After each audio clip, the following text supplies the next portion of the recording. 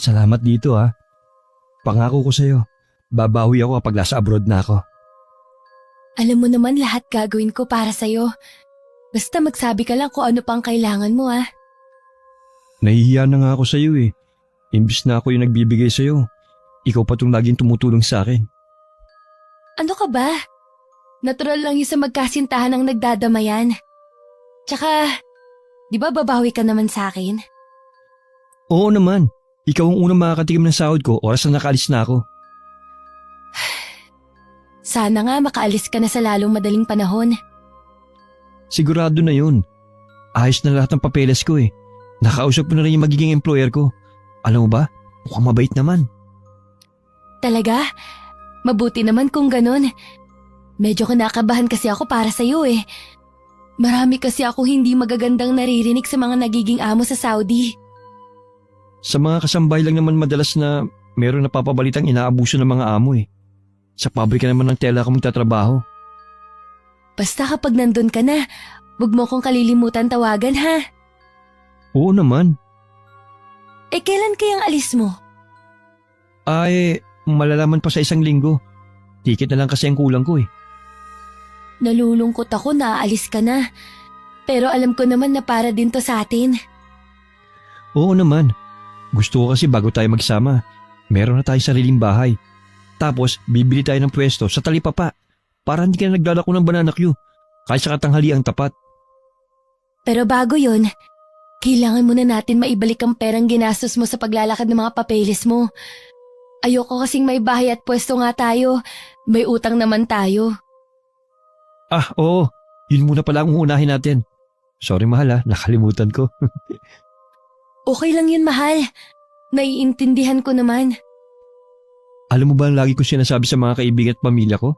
Na ikaw ang naging daan para matupad kong pangarap ko na makapagtrabaho sa ibang bansa. Hindi mo naman kailangan pang sabihin sa kanila. Nakakahiya naman. Tama lang yun, na lagi kitang ipagmalaki sa kanila. Abot tenga ang ngiti ko ng mga oras na yun at nag-uumapaw pa ang saya sa dibdib ko.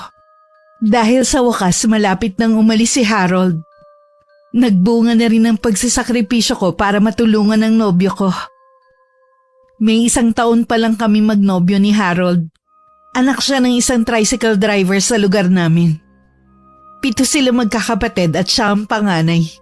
Nanay niya ang nag-aalaga sa maliliit pa niyang mga kapatid. Una kami nagkita nang minsan naglalako ako ng paninda kong banana queue. At nagtatrabaho naman siya sa isang construction site dito sa lugar namin. Mula nga noon madalas na kaming tuksohin ng mga katrabaho niya na bagay raw kami. Pagkatapos nga ng 1 linggo, niligawan niya ako. Dahil gusto ko rin siya, hindi na ako nagpakipot pa. Agad ko na rin siyang sinagot. Dahil malaki silang pamilya, hindi sapat ang kinikita niya para sa pamilya niya. Kaya madalas nakakahiram siya sa akin ng pera. At ako rin ang taya tuwing lumalabas kami. 3 buwan na ang nakakalipas nang magsabi siyang gusto niyang mag-abroad. Pero dahil sa kakapusan ng pera, hindi niya maasikaso ang mga kailangan niyang papeles. Kaya naman nagpresenta akong tutulungan siya sa lahat ng kailangan niya. Ako lagi ang nagbibigay ng panggastos niya tuwing lumuluwas siya. Hanggang makauwi, hindi pa rin maalis-alis ang ngiti ko sa labi. Nakikinikinit ako na kasi ang magandang buhay sa piling ng nobyo ko. Mukhang masaya kaya ata ngayon na. Naubos bang paninda mo? Opo, Nay. Kulang pa nga eh. Mabuti naman. Tiyak marami ka ng ipon. Pwede ka na siguro magpatuloy sa pag-aaral mo sa 1 taon. Ha? Hindi pa po sapat, Nay. Tsaka, gusto ko po munang makatulong sa inyo ni Tatay. Mia, wala kami maipamamana sa inyo magkapatid kundi ang makatapos kayo ng pag-aaral. Wala kaming hihingi na kapalit sa pag-aalaga namin sa inyo. Basta makita lang namin kayong nasa maayos na kalagayan. Alam ko naman po yun. Si Carlito na lang po muna ang papagtapusin ninyo bago ako. Ako na lang po ang bahala sa pag-aaral ko para hindi na ako maging pabigat sa inyo. 1 taon na lang naman eh. Magtatapos na si Carlito. Kung wala ka pang naiipon kami na ang bahala ng tatay mo. Dako, hindi na po, Nay. Nakakahiya naman po sa inyo. Bakit ka naman mahihiya? Anak ka namin kaya obligasyon ka namin ng tatay mo. Ayoko na po kasi kayo mahirapan pa ni tatay. Basta sa 1 taon, ituloy mo na ang pag-aaral kahit konti pa lang ang naiipon mo. Kami na ang bahala na pumuno sa kulang. Sige po, pag-iisipan ko po. Huwag mo nang pag-isipan pa, basta mag-enroll ka na sa pasukan. Hindi na ako nakapagsalita sa sinabing yun ni Inay. Hindi ko tuloy maiwasang kabahan na baka makatunog siya sa mga ginagawa ko sa kinikita ko. Nang dumating pa si Itay, sinabi pa ni Inay ang mga napag-usapan namin. Sinigundahan naman yun ni Itay. Mabuti pa nga daw mag-aral na lang ako kaysa maglako ng banana Q. Kinabukasan maaga akong gumayak para maglako ng sumang balinghoy na si nanay rin ang nagluluto. Sa hapon naman ako naglalako ng banana Q. Mabilis naman ako nakaubos ng paninda ko at kinulang pa nga. Madalas kasi yun na ang inaalmusal ng mga bata bago pumasok sa eskwelahan. Ganon din ang iba, na nasanay na yun ang laging almusal sa umaga imbis na kanin. Habang nasa daan nakasalubong ko si Harold, naglalakad siya sa makipot na iskinita na pinagtatakhan ko kasi hindi naman doon ang bahay nila. Sa ayos niya mukhang kagigising lang niya. Agad ako nagtanong na makalapit siya sa akin. Anong ginagawa mo dyan? Ha? Ano kasi, birthday ni Chris kaya may konting inuman kagabi. Medyo nalasing ako kagabi kaya dyan ako natulog. Ganun ba? Uuwi ka na ba? Hindi muna siguro. Sigurado naman wala na akong aabutang pagkain sa bahay. Maghahanap muna ako ng mauutangan. Tiyak kasi na hindi pa kumakain ng mga kapatid ko. Bakit ka pa maghahanap ng mauutangan? Nandito naman ako. Tara sa karindire ni Aling Medey. Baka bukas na sila. Doon ka na lang mag-almusal at dalhin mo na rin ang mga kapatid mo. Talaga? Ang bait talaga ng mahal ko. Hulog ka talaga sa akin ng langit. Nambola ka pa. Halika na nga. Sobrang nahiya na talaga ako sa'yo. Ultimo pagkain ng pamilya ko. Ikaw nang sumasagot.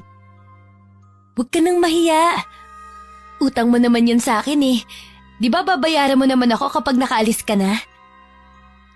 Oo naman. May kasama pang tubo. Kahit wag mo nang isama ang tubo. Oh, dito na pala sa karindere ni Aling Medey. Buti may mga luto na. Mamili ka na. Oh, ikaw. Anong gusto mo? Ikaw na lang ang kumain. Alam mo naman na sa bahay ako nag-aalmusal eh. Sige. Ako na nang kakain. Kanina pa kasi ako nagugutom eh. Hindi ka dapat nagpapagutom. Alam mong masama yan sa kalusugan mo. Nahiya naman kasi ako na makikain pa kila Chris. Wala na nga akong ambag sa inuman kagabi. Pati ba naman almusal sagot pa rin niya. Bakit ka kasi pumunta? Wala ka naman palang ambag eh.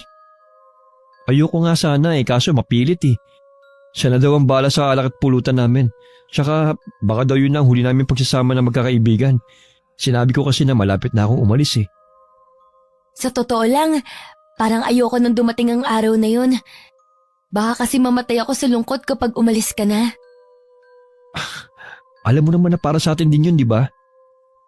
Oo, alam ko naman yun. Hindi ko lang kasi maiwasan na mangulina na agad hindi ka pa man umaalis. Mabilis lang naman ang 3 taon. Tsaka hindi pa naman ako aalis kaagad eh. Baka abutin pa ng 1 o 2 linggo bago ko makuha ang ticket ko. Sana sa natitirang araw mo dito, sana naman dalasan natin ang pagkikita ha. Oo naman, lagi tayo mamamasyal. Kaya lang, alam mo naman na wala akong pera. Totoo nga yun, wala pa akong nabibling maleta na paglalagyan ng mga damit ko eh. At saka ibang gamit na kakailanganin ko. Huwag mo nang isipin ang tungkol sa gastos sa pamamasyal natin. Ako na rin ang bahala sa maleta at iba mo pang kailangan sa pag-alis mo. Talaga, mahal? Salamat ha. Ang swerte-swerte ko talaga sa'yo. Ganun kita kamahal eh. Lahat gagawin ko para mapasaya ka lang. Mahal na mahal din kita. Sige na, tapusin mo na ang pagkain mo. Magpapabalot na rin ako ng pansit para sa pamilya mo. Pwede mo bang dagdagan ng lumpiang Shanghai? Paborito kasi nila yun para may ulam na rin sila sa tanghali. Oo naman. Nagpabalot ako sa pamangkin ni Aling Meday ng pansit at 10 pirasong lumpiang Shanghai. Nang iaabot ko na ang bayad ko, napansin ko ang kakaibang titig sa akin ni Aling Meday. Nagtataka naman akong inabot ko ang sukli ko. Nang makaalis kami sa karinderya ni Aling Meday, napalingon pa ako sa kanya. Nakasunod pa rin siya ng tingin sa akin. Kilalang mabait na byuda ang nasa 40 pa lang na babae. Wala silang anak ng yumao nitong asawa. Kaya pamangkin lang ang katulong niya sa negosyo niya. Mula nang maging kami ni Harold, napansin kong hindi na ako masyadong iniimik ni Aling Meday, na lalo kong ipinagtataka. Madalas din niya akong iwasan, na ipinagkikibit balikat ko na lang. May problema ba? Bakit kanina ka palingon ng lingon? Walang magsukli sa'yo ng gurang na yun? Hindi naman. Tsaka wag mo namang tawagin na gurang si Aling Meday. Nasa 40 pa lang ang edad nun. O anong problema? Bakit lingon ka ng lingon sa kanya? Nahihiwagaan lang kasi ako sa kanya. Iba kasi yung tingin niya sa akin eh. Tsaka, hindi na rin niya ako masyadong kinakausap. Buti nga hindi na kayo ganun kalapit. Bakit parang galit ka sa kanya? Ngayon ko na ito sasabihin sa'yo, mahal. Pero matagal na akong naiinis sa kanya. Kung may iba lang na karinderya dito, hindi na ako kakain sa kanya. Bakit nga? Anong ginawa ni Aling Meday? Nangyari to nung hindi pa tayo magkasintahan. Minsan, gutom na gutom yung mga kapatid ko. Lumapit sa kanya para hingin na lang yung tira. Sukat ba naman na ipagtabuhin niya yung mga kapatid ko? At ang ginawa pa niya, itinapon niya yung ulam sa lupa at ipinadampot sa mga kapatid ko. Ginawa niya yun? Parang hindi naman ganun ang pagkakakilala ko sa kanya. Mabait na tao si Aling Meday. Mabait lang siya kapag ang kaharap niya may pera. Pero sa mga katulad ko na isang tuka ang paningin niya, hindi magandang trato niya. Pero ilang beses ko na siyang nakitang namimigay ng mga pagkain sa mga kapuspalad. Pakitang tao lang niya yun, pero masama talaga ang ugali niya. Hindi ako makapaniwala na ganun pala ang ugali niya. Ngayon alam mo na, kaya iwasan mo na lang siya. Ayokong mahawa ka sa sama ng ugali nun. Oo, ako nang humihingi ng dispensa sa ginawa niya sa iyo at sa mga kapatid mo. Hindi ko alam na may itinatago rin pala siyang ugali. Nang mapadaan kami sa tindahan, humiling pa sa akin si Harold kung pwedeng bumili ako kahit 2 kilong bigas. Sigurado daw kasi na wala pang bigas sa bahay nila. Idagdag ko na lang daw sa mga utang niya sa akin. Hindi na rin ako nagpahatid sa amin. Kailangan na niya kasing umuwi sa kanila. Habang naglalakad pa uwi, iniisip ko ang sinabi ng nobyo ko tungkol kay Aling Meday. Mahirap kasing paniwalaan na gagawin yun ng babae. Pero hindi naman magsisinungaling sa akin si Harold. Pagdating sa bahay namin, nakahanda na ang almusal ko sa mesa. Nagsalin lang ako ng kape sa tasa at saka dumulog sa hapag. Kumain na po ba kayo ni tatay? Oo, kanina pa. Kailangan kasing maaga pumunta sa sagingan ng tatay mo para tumiba ng mga saging. Ang sipag pa rin talaga ni tatay. Pwede naman niya yung ipautos na lang. Pero mas gusto niya, siya pa ang gagawa. Nanghihinayang din kasi ang tatay mo sa iuupa niya. Malakas pa naman siya at kayang-kaya pa naman ang trabahong pagtitiba ng saging. Kahit na po, dapat po sa edad niyang yun, dapat hinay-hinay na rin siya sa pagtatrabaho. Naku, malabo mong mapahinay-hinay ang tatay mo sa trabaho. Alam mo naman na batak ang katawan niya sa mga gawain eh. Baka lalo lang siyang manghina.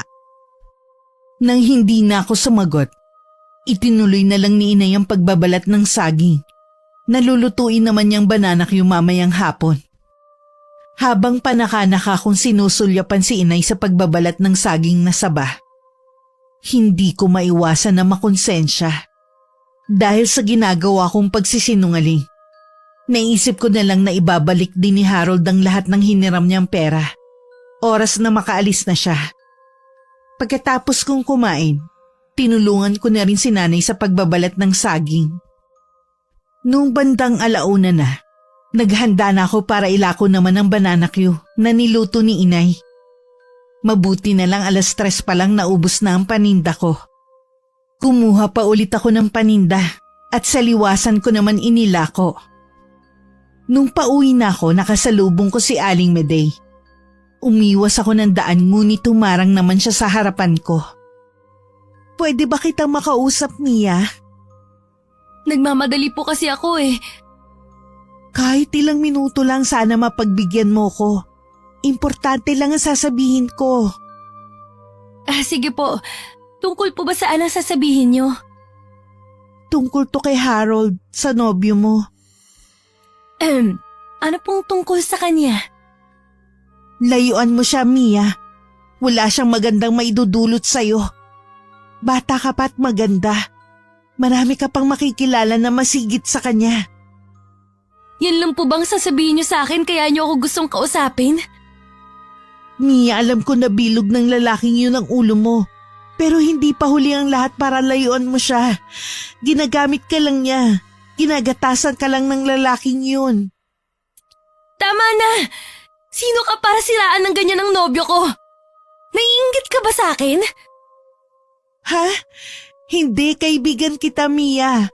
Kaya nga gusto kitang balaan eh. Hindi mo kilala si Harold. Manluloko ang lalaking yun. Kahit ano pang sabihin mong paninira kay Harold, hindi mo ko mapapaniwala. Tama nga siya. Masama ang ugali mo. Gusto lang naman kita iligtas sa lalaking yun eh. Wala akong masamang intensyon. Hindi ka ba titigil, ha? Mia, habang maaga pa, iwasan mo na siya. Hindi kanya mahal. Hindi marunong magmahal ang taong yun. May gusto ka siguro sa kanya, no? Kaya mo siya sinisiraan. Tama ba? Mia, kasi... Bakit hindi ka makasagot? Kasi totoo na may gusto ka kay Harold. Sinisiraan mo siya kasi hindi ka niya pinapansin. Bahala ka na. Sana wag mong pagsisihan to, Mia. Gusto ko pa sana makipagsagutan kay Aling Medey. Pero tinalikuran na niya ako. Kahit naiinis ako, nakaramdam naman ako ng usig ng konsensya. Dahil sa paraan ng pagsagot ko sa kanya. Bigla kasing uminit ang ulo ko nang marinig ko ang mga paninira niya kay Harold. Habang daan laman ng isip ko ang mga sinabi ni Aling Medey. Nang makarating sa loob ng bahay, napansin agad ni inay na tila mainit ang ulo ko. Ayos ka lang ba, iha? Oo, Nay. Mainit po kasi ang panahon kaya para akong nahihilo. Maupo ka na muna. Ikukuha lang kita ng tubig. Salamat po, Nay. Nakalimutan ko rin po kasing magdala ng inumin kanina. O ito ang tubig mo. Uminom ka muna at para ka namumutla eh. Magpapahinga na lang po muna ako sa kwarto. Diyan ka muna. Huwag ka muna matutulog. Baka mamaya hindi ka na magising. Hindi naman po ako matutulog. Magpapahinga lang po ako. Baka nagugutom ka, kumain ka kaya muna. Hindi naman po ako nagugutom eh. O sige, basta huwag ka munang matutulog ha. Opo, Nay. Nang makapasok ako sa kwarto ko, hindi ko na napigilan ng mapaiyak. Hindi ko alam kung para saan ang mga luhang yon. Bigla ring nagkalambong ang tiwala ko kay Harold. Dahil sa mga sinabi ni Aling Medey, bigla ako naguluhan sa nararamdaman ko. Kaya naman kinabukasan kinausap ko si Harold. Pero nang magkaharap na kami, hindi naman ako makapagsalita. Naduduwag akong sabihin sa kanya ang mga sinabi ni Aling Medey. Bakit parang malungkot ka? Kasi nalulungkot ako dahil nalalapit na ang pag-alis mo. Ganun ba? Ako rin naman eh. Parang ayoko na ngang umalis eh. Pero alam kong hindi tama na masayang lahat ng pinaghirapan mo. Sabi mo nga, mabilis lang ang 3 taon. Oo naman. Tsaka para yun sa kinabukasan natin. May petsa na ba kung kailan ka aalis? Ang totoo niyan wala pa eh. Pero meron na akong ticket. Hinihintay ko na lang na tawagan ako ng agency. Kasi sila maghahatid sa akin eh. Mabuti wala ka nang kailangan sa pag-alis mo. Meron pa nga akong problema eh. Kailangan ko syempre ng pera kapag umalis ako. 2 buwan pa daw kasi bago ibigay sa akin yung sahod ko eh. Nakakahiyaman pero baka meron ka dyan. Oo. Nasa bahay. Susunod kapag nagkita ulit tayo, magdadala ako ng pera. Salamat mahal. Huwag ka mag-alala.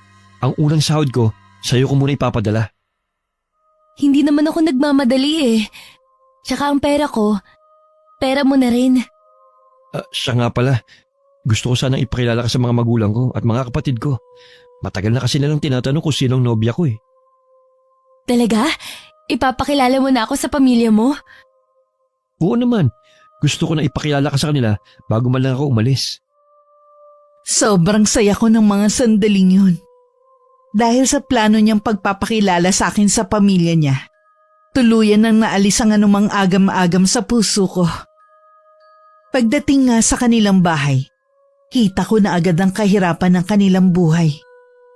Walang kasangkapan, lupa ang loob ng bahay at tagpi-tagpi ang dingding. Ang mga kapatid niya ay puro marurungis. Hindi ko pa man naiaabot ang supot ng tinapay na dala ko. Agad na nila yung kinuha sa akin at pinag-agawan. Malamig naman ang pakikiharap sa akin ng mga magulang ni Harold. Nawala tuloy ang excitement ko na makaharap sila. Marahil ay napansin din yun ni Harold. Kaya hinila na niya ako palabas ng bahay nila. Pasensya ka na sa mga magulang ko ha. Akala siguro nila magiging hadlang ka sa pag-abroad ko. Alam ba nila na sa akin galing ang dinadala mong pagkain? Oo naman. Natutuwa nga sila eh. Sabihin mo na lang na kapag umalis ka na, ako na munang bahala sa kanila. Talaga? Salamat ha. Pamilya ko na rin sila. Kaya sa abot ng aking makakaya, aalagaan ko din sila. Ang swerte ko talaga sa'yo, mahal. Namasyal na lang kami ni Harold. Namili rin kami ng bigas at pagkain para sa pamilya niya. Sa kabila nun, malamig pa rin ang pakikiharap sa akin ng mga magulang ni Harold. Inintindi ko na lang. Baka kako iniisip nila. Magiging kahati nila ako sa sasahurin ni Harold sa pagtatrabaho sa ibang bansa. Hindi na rin ako nagtagal. Sa tapat ng bahay nila ipinara na niya ako ng tricycle.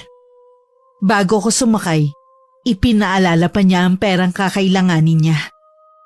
Pagdating sa amin agad kong kinuha sa loob ng tukador ang kahon ng sapatos, kung saan ko tinatago ang perang iniipon ko.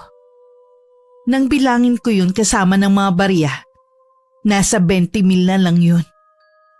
Kinabukasan nagkita kami ni Harold sa lugar kung saan kami nagkikita. Ibinigay ko sa kanya ang huling perang naipon ko sa pagtitinda ng banana Q. Ito lang ba? Ha? Bakit? Kulang ba? Kasi mahal, 2 buwan akong walang sahod dun eh. Hindi naman libre yung pagkain ko ron. Kukulangin talaga to eh. Kasi yan na lang ang natitira kong pera eh. Ilang buwan ko din yung inipon. Gagamitin ko sana yan sa pag-aaral. Kulang talaga to mahal eh. Tsaka, hindi mo naman kailangan mag-aral ulit. Hindi mo naman yun magagamit kapag mag-asawa na tayo. Ang gusto ko kasi, ako lang yung magtatrabaho at ikaw naman nasa bahay lang. Sa bagay nga, tama ka rin. Hindi ko rin magagamit ang pinag-aralan ko. Ayoko naman na talagang mag-aral eh. Sina inay at itay lang talaga ang mapilit.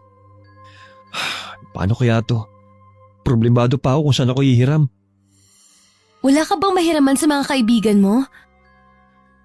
Nanghiram na ako sa kanila nung nakaraan eh. Pare-pareho kaming gipit din eh. O sige, gagawa ko ng paraan. Bagong araw ng pag-alis mo, ibibigay ko sa iyo yung pera. Tumawag pala yung agency. Sa makalawa na pala yung lipad ko. Bakit biglaan naman? Kahit nga ako nagulat eh. Siguro ganun talaga. Baka pwede ako manghiram sa mga magulang ko. Mababait naman ang mga yun eh. Sana makagawa ka ng paraan, mahal. Ayoko masayang ang oportunidad na to na makaahon sa hirap. Oo, pangako. Gagawa ko ng paraan. Hindi ako papayag na hindi ka matuloy sa pag-alis mo. Yumakap pa sa akin si Harold na ginantihan ko naman na mahigpit na yakap. Naiiyak na rin ako dahil ilang araw ko na lang siya makakasama. Hindi pa man dumarating ang araw na yun, nangungulila na ako sa kanya. Nung makauwi ako sa amin, naabutan ko si inay sa kusina. Agad siyang ngumiti nang makita ko. Dumating ka na pala. Umalis ang tatay at kapatid mo. Pumunta sila sa bayan, may bibilhin lang daw. Kumusta na ang lakad mo? Ayos naman po. Bakit parang naiiyak ka dyan? Ho? Kasi po yung kaibigan ko po nagpaalam na kanina na aalis na sa Makalawa. Magtatrabaho na po siya sa Saudi. Talaga? Sino tong kaibigan mo na to? Hindi niyo po kilala, Nay. Bago ko lang po siyang naging kaibigan. Ganun talaga, walang permanente sa buhay natin. Kaibigan man yan o bagay. Kaya matuto tayong pahalagahan sila habang kasama pa natin. Kaya nga po lagi kami nakikita dahil ilang araw na lang po aalis na siya. May iba nga pala ako. May pera na pala ako dyan na naitatabi. Pwede ka na mag-enroll ulit. Sige po. Mukhang apektado ka talaga sa pag-alis ng kaibigan mo Ngayon lang po to. Kapag umalis na po siya masasanay na rin akong hindi kami nagkikita. Nang makatapos sa ginagawa si nanay sa may kusina, nagpaalam lang siya sa akin na pupuntahan ng kapitbahay naming matandang may sakit. Tumangulang naman ako. Nang makalabas si inay, agad ako nagtungo sa kwarto nila. Hinanap ko sa ilalim ng hinihigaan nila ang baol na pinaglalagyan nila ng pera. Nang buksan ko nga ang lumang baol, labis ang pagkamangha ko dahil sa napakaraming perang naroon. Nanginginig pa ang kamay ko na kinuhang ilang papel. Sa isip, humihingi ako ng kapatawaran sa gagawin ko sa mga magulang ko. Kinabukasan, maaga akong umalis dala ang perang lihim kong kinuha at ang paninda kong sumang balinghoy. Nang maubos ang paninda ko, agad ako nagtungo sa tagpuan namin ni Harold. Dala mo na ba yung pera? Oo, ito na. Ang laki nito Buti pinaharap ka ng mga magulang mo. Oo naman. Sabi ko nga sa'yo, mababait sila. Salamat mahal Talagang hulog ka sa akin ng langit. Kahapon pa talaga ako namumroblema Buti nagawa mo ng paraan. Sabi ko naman sa'yo gagawan ko ng paraan. O paano? Kailangan ko nang umuwi. Mag-aayos pa kasi ako ng mga gamit ko Maga kasi ang alis namin bukas. Sa agency na lang kami matutulog para hindi kami mahuli sa eroplano. Hindi ba pwede na ihatid man lang kita? Pasensya ka na mahal Mahigpit kasi ang mga tao sa agency. Hindi pwedeng may kasamang pamilya. Ganun ba? Pero huwag ka mag-alala. Pag uwi ko, babawi ako sa'yo. Lilibutin natin ang buong Pilipinas. Ako naman nililibre sa'yo. Basta, mag-iingat ka dun ha. Huwag mong pababayaan ang sarili mo. Huwag ka rin magpapalipas ng oras ng pagkain. Tsaka, lagi mo akong tatawagan ha. Oo mahal. Lahat ng sinabi mo gagawin ko. Pasensya ka na. Dapat nga, maging masaya ako Kaso, hindi ko talaga maiwasan na malungkot sa pag-alis mo. Naiintindihan ko naman. Siya nga pala. Ikaw na sana ang bala sa pamilya ko habang nasa malayo ako. Ikaw lang kasi ang pwede kong asahan Oo, wag mo na silang intindihin. Ako nang bahala sa kanila. Niyakap ko ng mahigpit si Harold habang umiiyak. Nang mga sandaling yun, parang ayaw ko nang bumitiw sa pagkakayakap sa kanya. Dama ko rin sa mga yakap niya ang lungkot. Hindi nagtagal umalis na rin si Harold. Ako naman naiwang umiiyak pa rin. Kinalma ko munang sarili ko bago umuwi sa bahay. Paulit-ulit ko rin sinabi na ang ginawang pag-alis ni Harold ay para din sa amin. Kahit wala akong ganang kumilos, ginawa ko pa rin ang dati ko nang ginagawa. Sa umaga ang maglako ng sumang balinghoy. At sa hapon ay ang paborito ng lahat na banana cue ni nanay. Araw-araw ko rin dinadalhan ng pagkain ng pamilya ni Harold. Nung pauwi na ako sa amin, nakasalubong ko naman si Aling Medey. Nagdala ka na naman ba ng pagkain sa pamilya ni Harold? Wala ka nang pakialam doon. Ibang klase rin talaga ang pamilyang yan. Hindi ko alam kung saan sila kumukuha ng kapal ng pagmumukha. Pwede bang tumigil ka na? Hindi ako papayag na bastusin mo ang pamilya ng nobyo ko. Bakit ikaw nagpapakain sa pamilya niya imbis na siya? May 1 linggo na siyang umalis papuntang ibang bansa. Kaya habang wala siya at nagtatrabaho sa malayo, ako na munang bahala sa pamilya niya. Yun bang sinabi niya sa'yo na magtatrabaho siya sa ibang bansa? Naniwala ka naman. Tumigil ka nga sa kakatawa. Wala namang nakakatawa eh. Ikaw nakakatawa, Mia. Yang katangahan mo. Siguro marami ka ng perang naibigay sa kanya, no? Eh ano kung binibigyan ko siya ng pera? Babayaran naman niya yun kapag nakabalik na siya galing ibang bansa. Napakatanga mo para paniwalaan ang sinasabi niyang pupunta siya sa ibang bansa. Baka sa mga oras na to nagliliwaliw na yun kasama ng ibang babae. At ginagastos ang perang galing sa'yo. Wala ka ba talagang gagawin kundi siraan si Harold? Ano bang ginawa niya sa'yo para siraan mo siya? Samantalang ikaw nga tong may malaking atraso sa kanya. Ako? May malaking atraso sa kanya? Yan bang sinabi niya sa'yo? Oo, at naniniwala ako sa kanya.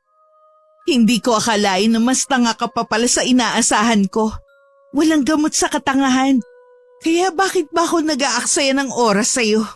Hindi ako tanga. May tiwala lang ako kay Harold. Hindi mo ako basta mapapaniwala sa mga sinasabi mo. Hindi ko na hinintay na makasagot pa si Aling Medey. Mabilis ko na siyang tinalikuran. Alam ko kahit hindi ako lumingon, nakasunod pa rin ang tingin niya sa akin. Pagdating sa bahay, naabutan kong umiiyak si nanay. Hindi rin maipinta ang mukha ni Itay. Tahimik naman na nakaupo sa upuan ng kapatid ko. Ano pong nangyayari dito? Bakit ka umiiyak, Nay? Nawawala ang perang inipo ko.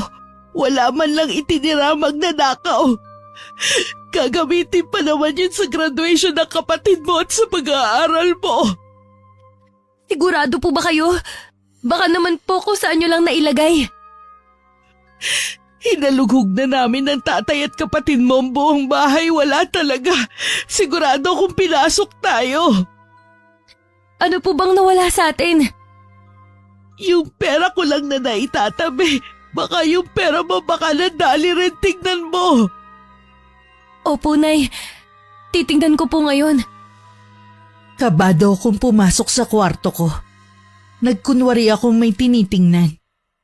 Dahil bukas ang pinto ng kwarto, narinig kong sinabi ng Itay na pupunta siya ng barangay hall para ipablatter ang nangyari. Narinig kong sumama ang kapatid ko. Napasandal na lang ako sa dingding para kasing anumang oras bibigay ang tuhod ko. Ilang sandali pa, pumasok si Inay. Ano? Nawala rin ba ang pera mo? Po, wala nga po dito sa pinaglagyan ko. Paano kung kakalma sa isang iglap na wala ang perang matagal nating pinag-ipunan? Tahan na po, Nay. Baka mapano pa kayo sa kakaiyak nyo. Kumalma po muna kayo. Baka po may magawa pa si Itay. Hintayin na lang po natin sila. Ay, iniisip ko kung sino gagawa nito sa atin. Naging mabuti naman tayo sa mga kapitbahay natin. Ni isa wala naman tayong nakakaaway. Baka naman po natiktikan lang kayo na may pera. Hindi po kaya baka po isa sa mga kumukuha ng banana cue natin? Imposible naman, hanggang dito lang naman sila sa labas ng bahay natin. Tsaka sandali lang naman sila, maalis din agad. Wala rin po akong naisip na taong gagawa nito sa atin. Nagtataka lang ako. Bakit tila alam nung tao na yun ang pinaglalagyan natin ng pera? Bakit wala nang ibang nawala sa mga gamit natin? Hindi ko rin po alam, Nay. Nang bumalik sina Itay at Carlito, nagkulong na lang ako sa kwarto ko. Nagdahilan na lang ako kay Inay na masama ang pakiramdam ko. Nauunawaan naman niya ako. Ayoko lang kasi na marinig ang iba pang sasabihin ng Itay. Baka hindi ako makapagpigil. Maibulalas ko sa kanila na ako nagdakaw ng pera nila. Hindi rin ako kumain ng gabing yun. Kinabukasan naman tanghali na ako lumabas ng kwarto. Inaasahan ko nang hindi magluluto ng sumang balinghoy si Inay. Dahil sa nangyari, hindi ko na rin inabot si Carlito at Itay. Saan po nagpunta si Itay? Pupuntahan niya yung pinsan niya sa kabilang bayan. Susubukan daw niya manghiram ng pera. May babayaran kasi ang kapatid mo sa eskwelahan nila eh. Ngayon nga, ultimo pambili ng asukal, wala tayo. Paano ang pagtitinda natin? Ganun po ba? Patawarin niyo po ako, Nay. Hindi mo naman kasalanan ng lahat, kaya hindi mo kailangan humingi ng kapatawaran. Lahat tayo'y biktima. Kasi po, wala man lang akong magawa para tulungan kayo ngayon. Yung nandyan kay sapat na. Marami ka nang naitulong sa amin ng Itay mo. Paano po tayo nito? Makakaraos din tayo. Manalig ka lang. Kaya natin tung lampasan basta sama-sama tayo. Opo, susubukan ko rin na humiram sa mga kakilala ko. Pwede naman ako humiram sa Bombay ng pera na gagamitin natin sa puhunan. Kailangan natin makapagsimula muli. Sige po, Nay. Tutulong na lang po ako sa pagbabayad. Dumating si Itay habang nasa loob ako ng kwarto. Palabas na sana ako nang marinig ko ang sinabi nito na hindi nakahiram ng pera. Nasunugan daw kasi ang pinsan niya nung nakaraang buwan. Kaya hanggang ngayon ay nagbabawi pa sa mga napinsala. Kitang-kita ko ang pagkahapos sa mukha ni Itay. Hindi ko inaasahan ang susunod na sasabihin niya. Isasanla muna nito ang lupang kinatitirikan ng bahay namin at ang lupa kung saan may nakatanim ng mga saging. Lalong bumigat ang dibdib ko dahil sa tinura na yun ng aking ama. Nang mapag-isa si Inay, kinausap ko siya tungkol sa binabalak nila. Malaki po ba ang kailangan ni Carlito na bayaran? Oy, magtatapos na kasi ang kapatid mo. Tsaka may natitira pa kasi siyang balanse sa matrikula na kailangan niyang bayaran. Minsan lang magtatapos ang kapatid mo. Gusto sana namin na ipaghanda rin siya. Sobra naman po kasi kung kinakailangan pang isang latong bahay at lupa natin. Wala tayong pagpipilian. Kesa naman sa Bombay pa natin utangin. Alam mo namang mas malaki ang tubo doon. Iniisip ko lang kasi na baka hindi po agad natin mabayaran. Paano kung marimata? Sabi naman ng kapatid mo maghahanap ka agad siya ng trabaho. Para kahit yung tubo man lang mabayaran niya. Hindi pa rin po ako sang-ayon. Alalahanin niyo po. Ito na lang ang natitira nating ari-arian. Alam naman namin yun ng Itay mo, pero wala tayong pagpipilian. Hindi tayo makakaahon agad. Wala naman tayong maisasangla na gamit dito sa bahay. Gagawa din po ako ng paraan para hindi tuluyan mawala sa atin tong bahay. Kumalat sa buong lugar namin ang balitang pinagnakawan kami. Bumalik na rin ako sa paglalako ng banana Q. Hindi ko alam kung guni-guni ko lang ba pero iba ang titig sa akin ng mga tao sa paligid. Lalo na ang mga kaibigan ni Harold. Napansin kong iniiwasan nila ako.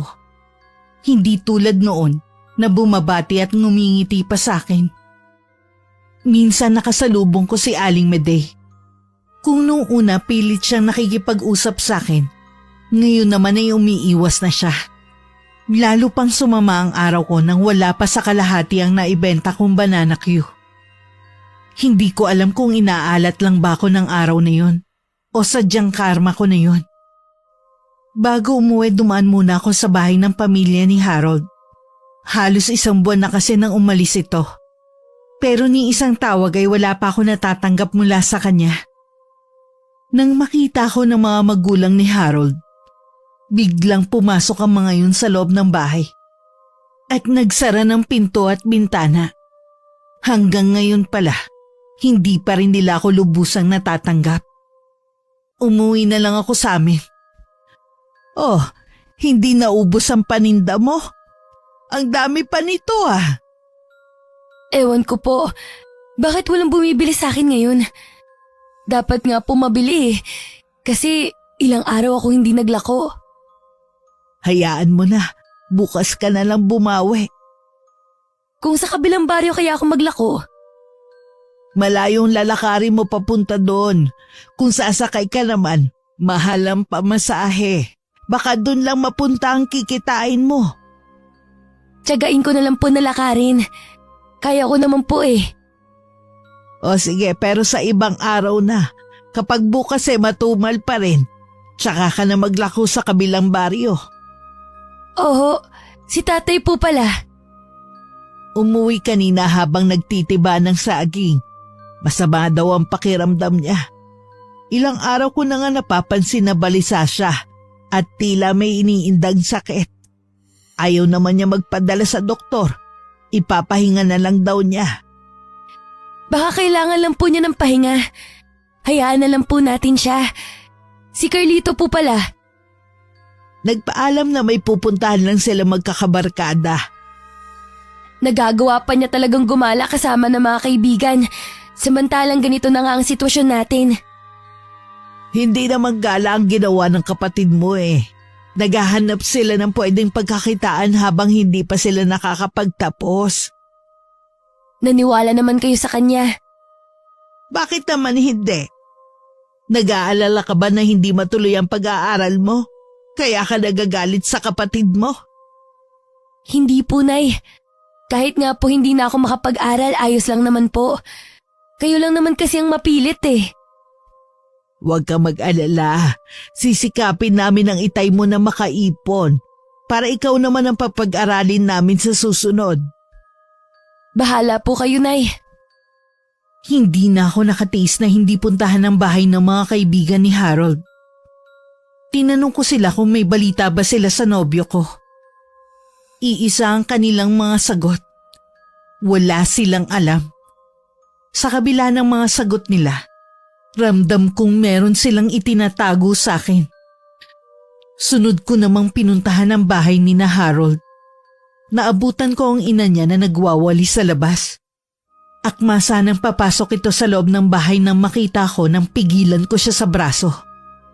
Gaya ng sagot ng mga kaibigan ni Harold, wala rin alam ang ina nito. Hindi ko tuloy maiwasan na mag-alala sa kalagayan ng nobyo ko.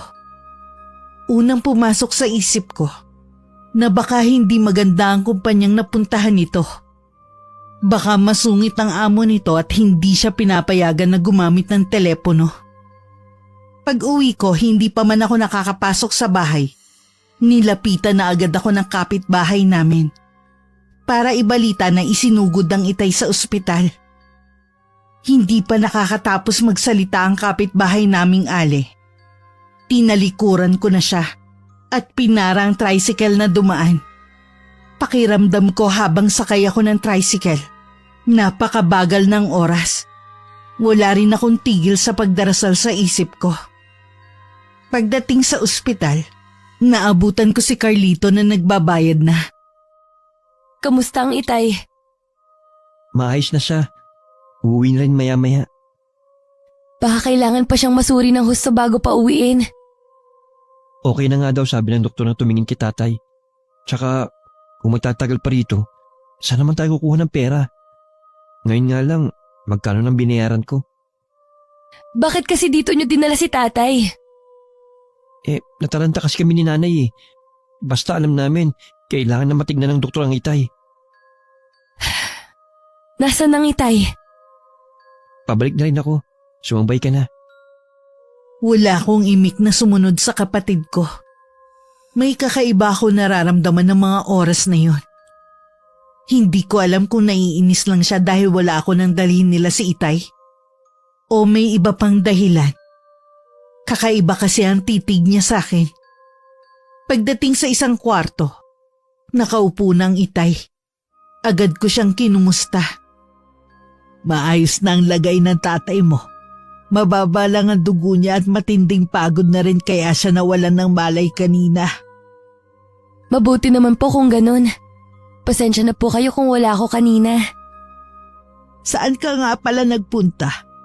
Bakit bigla kang umalis nang hindi nagpapasabi? May pinuntahan lang po ko. Sandaling oras lang naman po ako nawala eh. O siya, umuwi na tayo para sa bahay na lang makapagpahinga ang tatay niyo. Ako na lang ang nagbitbit ng bag na dala nila. Sina Nanay at Carlito naman ang umalalay kay Itay. Nang nasa bahay na kami, kakaiba ang sulyap na ipinupukol sa akin ni Carlito. Hindi na ako nakatiis na magtanong. May problema ka ba? Wala naman. May kumakalat kasing balita dito sa lugar natin eh. Anong balita? Nobyo mo raw si Harold. Kanino mo naman yan nabalitaan? Kanino pa ba? Sa mga tambay at chismosa sa labas. Wala naman sigurong masama kung magkarelasyon kami. Nasa tamang edad naman na ako. Wala nga siguro. Pero bakit sa tao pang yun? Binata naman si Harold ah. Anong masama dun? Anong masama, ha? Manloloko ang lalaking yun. Baka isa ka na rin sa naloko niya. Yang bibig mo! Hindi mo namang kilala yung tao para sabihin na manloloko. Ano hindi ko kilala? Kilalang kilala ang lalaking yun sa lugar natin. Pwede mong tumigil ka! Nag-aaway ba kayong magkapatid? Ito po kasing si Carlito, kung ano-ano ang sinasabi sa isang tao na hindi naman niya kilala ng lubusan. Sino ba ang taong pinagtatalunan ninyong magkapatid? Ang nobyo po ni ate na si Harold. Si Harold baka mo, yung anak ni na Useng at Olga. Wala na pong iba. Mia, kasintahan mo nga ba talaga ang lalaking yon? Opo, Nay. Wala naman po sigurong masama kung makikipagrelasyon ako. Nasa tamang edad na rin naman na ako eh. Wala nga masama at hindi ka namin pinagbabawalan. Pero bakit kay Harold pa? Ano naman pong masama? Hindi ko masisisi ang kapatid mo na magalit. Kahit ako nagagalit, alam mo ba yun? Ang daming binata dyan, bakit sa lalaki pang yon? Pinagtatagol pa nga niya ang lalaking yun eh. Ayaw niyang maniwala na manlolokong Harold na yun. Tamad, babaero, at walang pangarap sa buhay. Mahilig din siya manggata sa mga babae. Hindi totoo yan! Kita mo na, Nay. Pinagtatagol pa talaga niya. Hindi na ako magtataka kung tuloy na niya mabilog ang ulo ni Ate Mia. Makinig ka sa amin ng kapatid mo, Mia. Walang buting maidudulot sa'yo ang lalaking yon at ang pamilya niya. Balita ko, wala ngayon ang lalaking yon. May kasama raw babae at nagbabakasyon kung saan. Nakakapagtaka kung saan siya kukuha ng pera. Samantalang wala naman siyang trabaho. Kasalukuyang nasa abroad si Harold. Nag-apply siya ng trabaho papuntang Saudi. Kaya tigilan mo na ang paggawa ng kwento na may kasama siyang babae at nagbabakasyon. Yun bang sinasabi niya sa'yo, ha? Siya ang gumagawa ng kwento. At ito pa, Nay, kalat na kalat sa buong lugar natin na ultimo bisyo ng lalaking yon, si ate ang bumibili. Totoo ba yun, anak? Natural lang naman po sa magkarelasyon ang nagdadamayan, di ba? Katulad yun ni tatay. Huwag mong ikumpara si tatay sa lalaking yon. Responsable si tatay at hindi katulad niya na manloloko. Tigilan mo na nga ang pagtawag mo sa kanya ng manloloko. Sa manloloko naman talaga siya eh. Kinukusiti mo pa siya? Nasa abroad daw? Maghintay ka lang ng ilang araw. Makikita mo, babalik siya rito. Ano na naman kaya ang bago niyang kwento sa'yo? Nay, maniwala po kayo. Mahal namin ang isa't isa. Marami na po kaming plano pagbalik niya. Hindi po siya manloloko. Kilala namin ang lalaking yon. Isa si Midday sa naloko ng lalaking yon. Bakit ba ayaw mo makinig sa amin? Nabilog ng lalaking yun ang ulo ni Ate Mia. Di na ako magtataka kung... Kung ano? Bakit hindi mo ituloy ang sasabihin mo? Tama na nga yung pagtatalo ninyo ng dahil lang sa lalaking yon. Kung totoo ang sinasabi mo na nasa abroad ang lalaking yon, ikaw ba ang tumulong sa kanya para makaalis? Oo po. Magtapat ka nga. Ikaw ba ang kumuha ng pera kong ipon para ibigay sa kanya? Nay, Magsalita ka! Totoo bang ninakawan tayo o ikaw lang ang nagnakaw ng pera namin ng itay mo? Nay, patawarin niyo po ako. Ibabalik naman po namin eh. Ibalik? Kailan? At naniniwala ka talaga na maibabalik pa ang pera namin? Magtiwala naman po kayo, Nay. Hindi po magagawa ni Harold na hindi ibalik ang pera. Nangako siya. Tumigil ka na nga sa pagtatanggol mo sa oportunistang lalaking yon. Hindi ka talaga nag-iisip dahil napaniwala ka sa huwad na pag-ibig niya. Ano ka ba, Mia? Takatuntong ka naman sa koleyo. Bakit hindi mo ginamit yung utak mo? Hindi mo man lang inalam kung totoong mag-a-abroad ang lalaking yon. Ikaw pa naman ang panganay. Bakit ikaw pa ang nagdala sa amin sa ganitong sitwasyon? Hindi ka na naawa sa itay mo na halos magpakakuba na para lang maibigay sa atin ang ginhawa na hindi namin naranasan noon. Nay, patawarin niyo po ako, Nay. Hindi kita mapapatawad kapag may masamang nangyari sa mga magulang natin. Napahagulgol na lang ako ng malakas habang sinusundan ko sila ng tingin. Mula ng araw na yun, ramdam ko nang nag-iba na ang kanilang pakikitungo sa akin. Hindi man ako pinagsabihan ng itay, ramdam ko naman ang malamig niyang pakikitungo sa akin. Hindi na lang ako sumasabay sa kanila sa pagkain. Lagi na lang ako nagpapahuli. Hindi rin naman nila ako tinatawag para sumabay sa kanila. Isang umaga, nakita kong nagluto si inay ng sumang balinghoy. Ngunit sa pagkadismay ako, sa kapitbahay niya yung pinalako imbis na sa akin. Kahit ang banana Q, hindi na rin niya sa akin pinalalako. Makailang beses din ako nagpabalik-balik sa bahay ng pamilya ni Harold. Pero hindi nila ako hinaharap. Habang naglalakad, naisipan kong puntahan ang mga kaibigan niya. Sa isang palikong eskinita, naroon ang 3 kaibigan ni Harold. Nakatalikod sila sa akin kaya hindi nila namalayan ang paglapit ko. Bago pa nila ako mapansin, narinig ko ang sinabi ng isa sa kanila. Dumating na raw kahapon si Harold galing bakasyon. Marami di umano itong dalang pasalubong sa kanila at nagyayayang uminom sila. Bago pa nila ako makita, mabilis na akong umalis. Hilam na ang mga mata ko sa luha nang makauwi ako.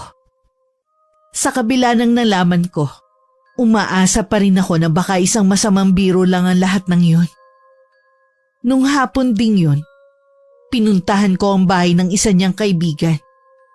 Madalas na doon tumatambay si Harold at ang iba pa. Sa likod ng bahay sila itinuro na napagtanungan ko.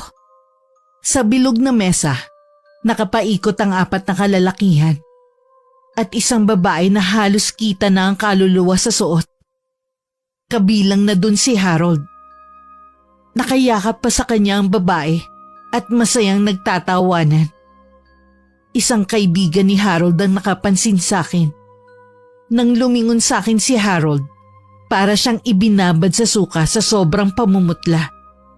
Mabilis din siyang lumapit sa akin. Nakikiusap ako sa'yo. Huwag ka naman mag-iskandalo rito.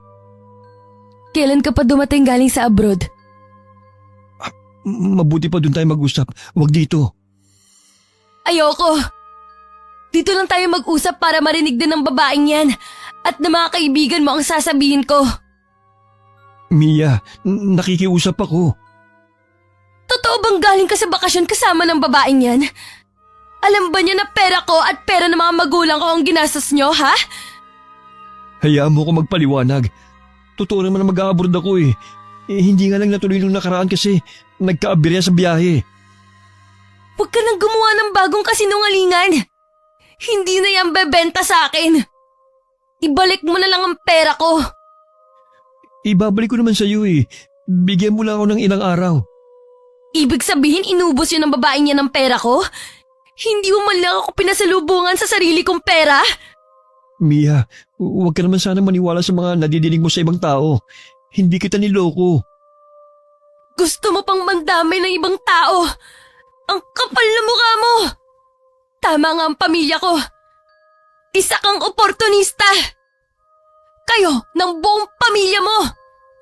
Kitang-kita naman sa klase ng buhay na meron kayo. Tumigil ka na nga. Ikaw ang tumigil. Kapag hindi mo ibinalik ang pera ko, ipagkakalat ko ang ginawa mo sa akin.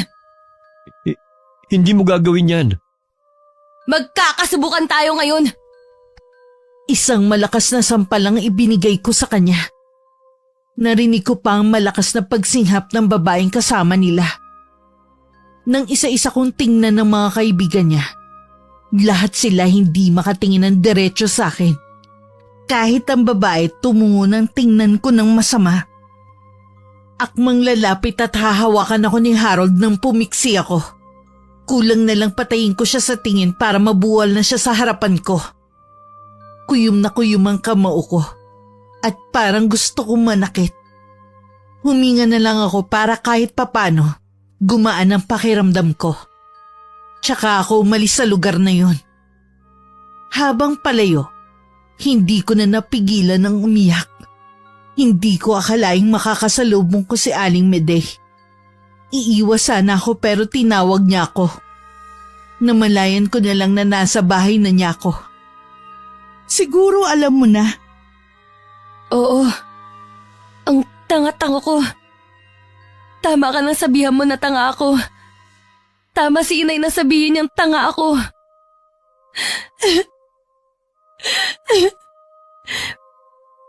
Bata ka pa kasi kaya madali ka niya nagoyo. Ang mahalaga naman nagising ka na sa kasinungalingan niya. Pero huli ng lahat, nasira ko ng tiwala sa akin ng pamilya ko. Alam mo ba, ako naman talaga ang nagnakaw ng pera nila para ibigay kay Harold.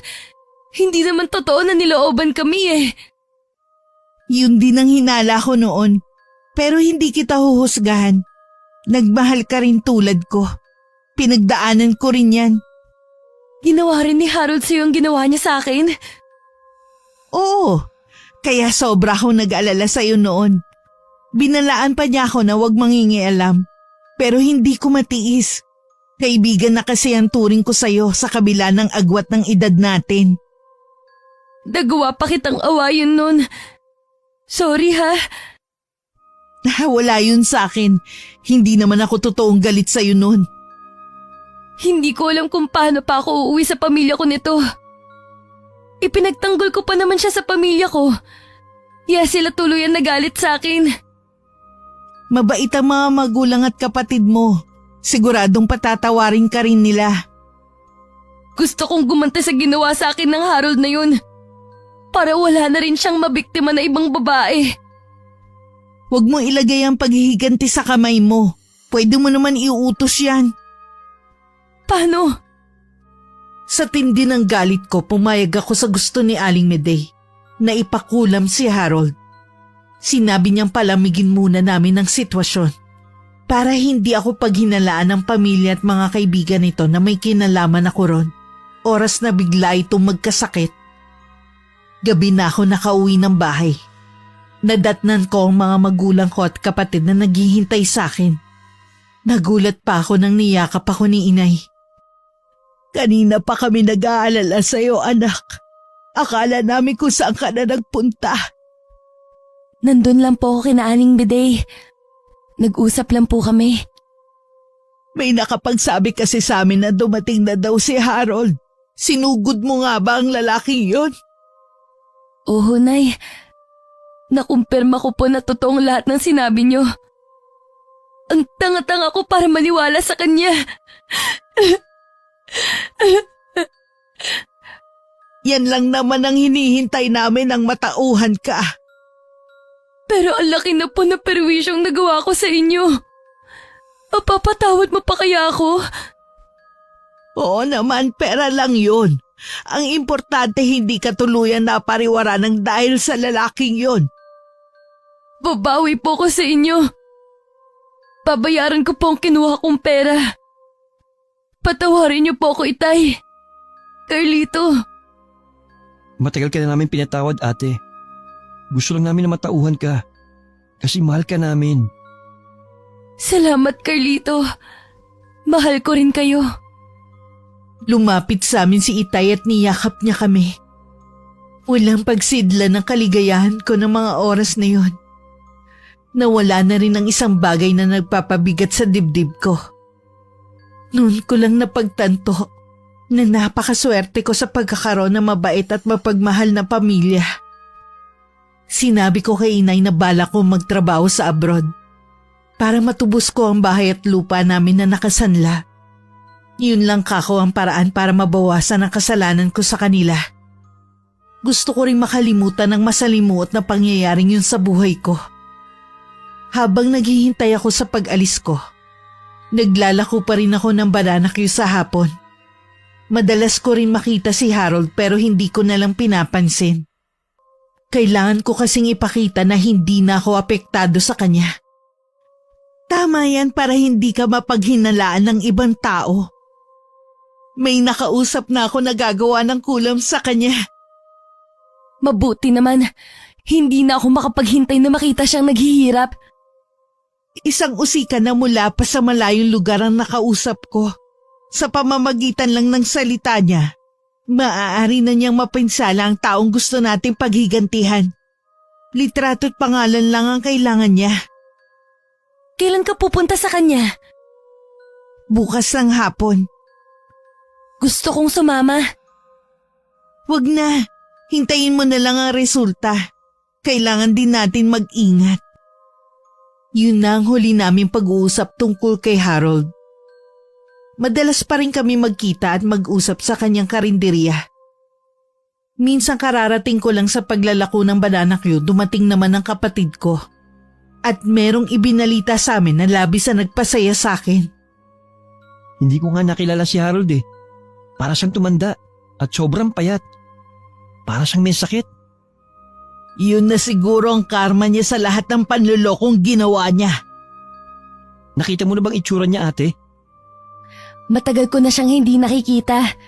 Iniiwasan ko kasing magawi sa lugar nila. Tinatamad ako maglako doon dahil inuutang lang naman ng mga taga roon ng paninda ko.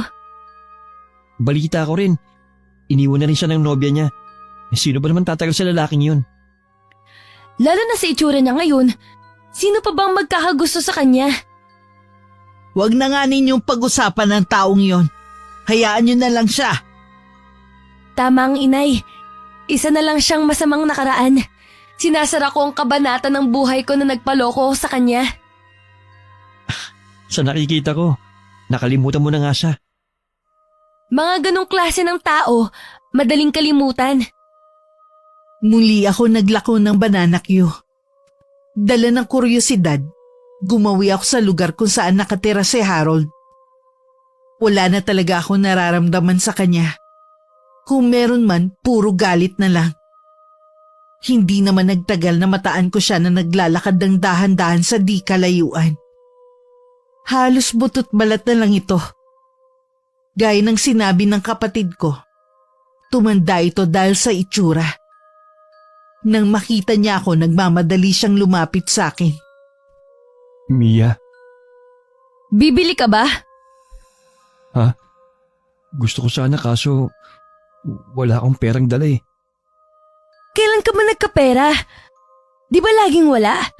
Kaya nga ako lagi ang taya sa mga lakad natin eh. Galit ka pa rin sa akin? Hanggang langit ang galit ko sa'yo. Hindi lang dahil sa ginawa mo sa akin. Ikaw din ang sinisisi ko. Kung bakit nagawa kong pagnakawan ang sarili kong mga magulang. Patawarin mo sana ako. Matagal ko nang pinagsisihan ng mga nagawa kong kasalanan. Magsisi ka man, huli na. Mia, kailangan ko ng tulong. Baka kahit konting awa, meron pang natitira sa'yo para sa akin. Hindi rin makapal ang mukha mo, no? Wala na talaga kasi akong malapitan eh. Iniwan na rin ako ng mga kaibigan ko.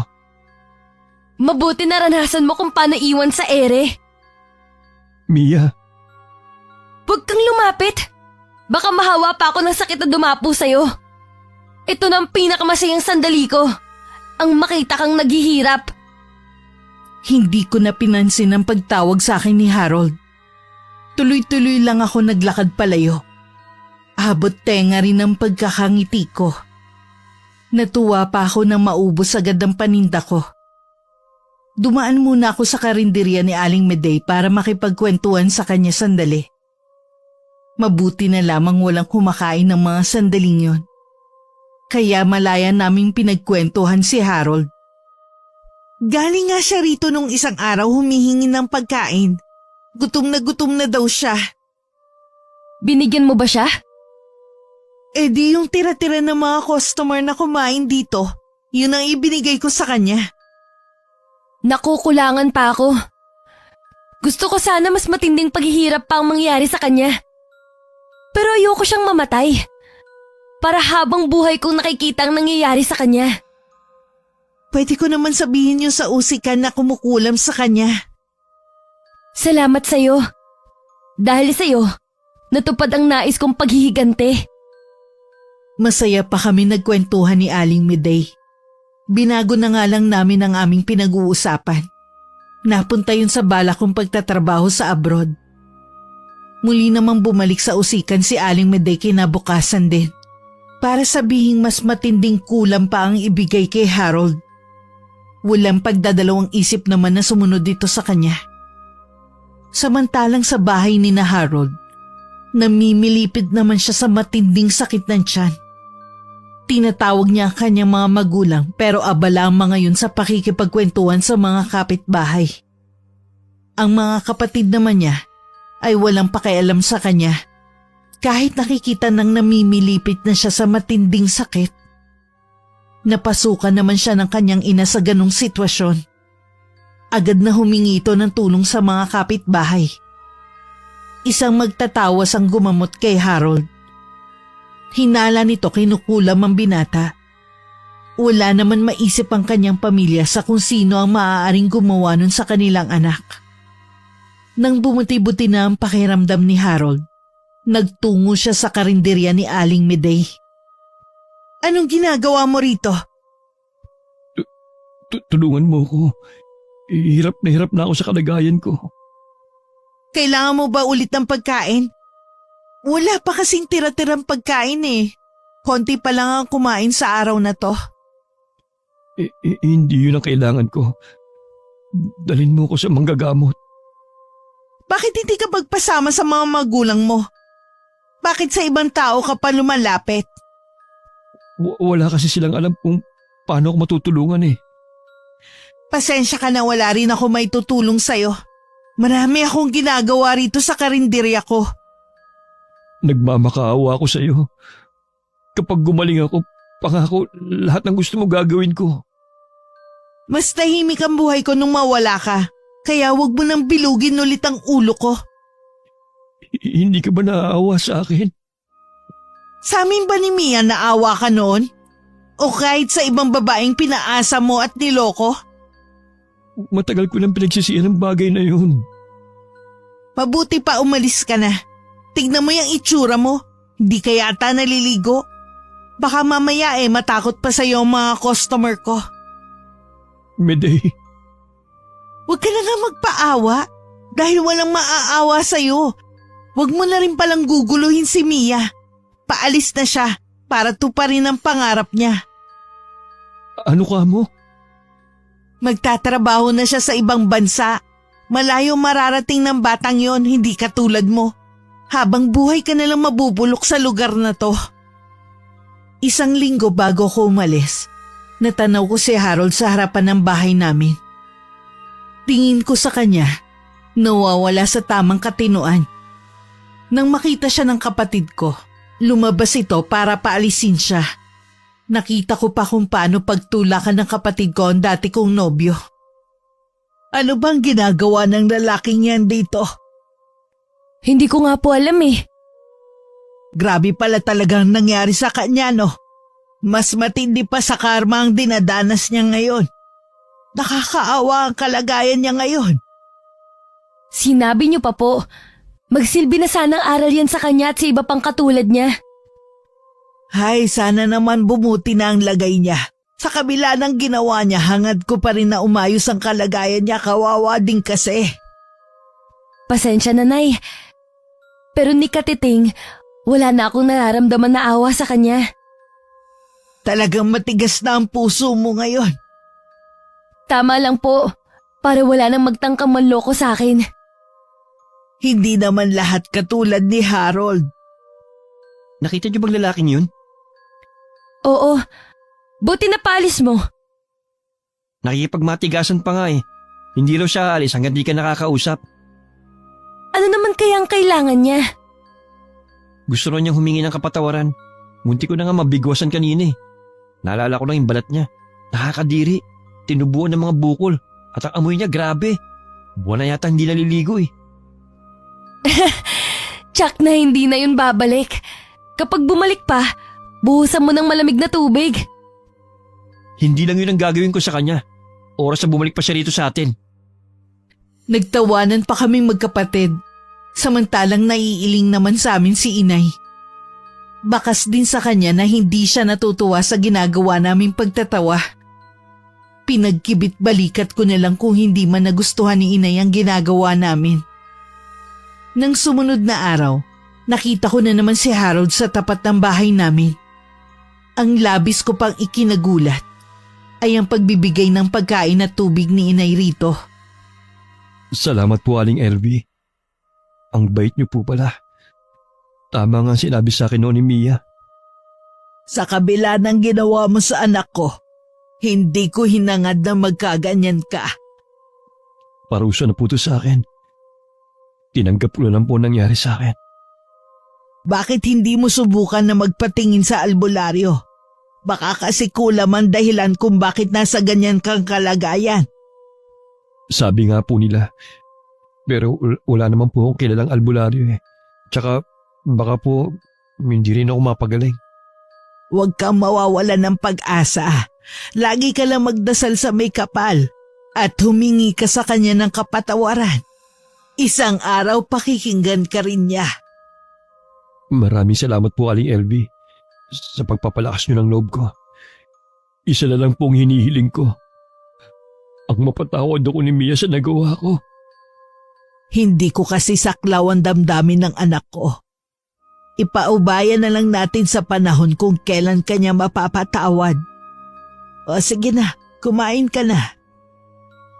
Salamat po dito, Aling Elvie. Ngayon lang po ako nakatikim ng ganito kasarap na pagkain. Kapag nagugutom ka ha, punta ka lang dito. Tumawag ka lang. Kaya lang po, natatakot ako kay Carlito. Pero hindi ko naman po siya masisisi. Kakausapin ko siya na huwag kang pagtatabuyan. Mamaya padadalhan pa kita ng pagkain para kapag nagutom ka, may kakainin ka.